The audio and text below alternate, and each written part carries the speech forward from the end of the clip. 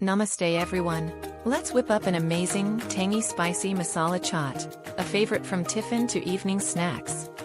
First, take 1 cup of boiled chickpeas and 1 medium boiled potato, diced. These are the heart of our chaat.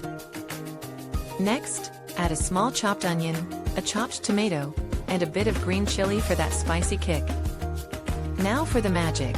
Sprinkle in 1 teaspoon of chaat masala, half a teaspoon of roasted cumin powder, and 1/4 of a teaspoon of red chili powder, plus salt to taste. Next, squeeze in 1 tablespoon of fresh lemon juice and drizzle 2 tablespoons of sweet tamarind chutney. Oh, doesn't that look mouth-watering?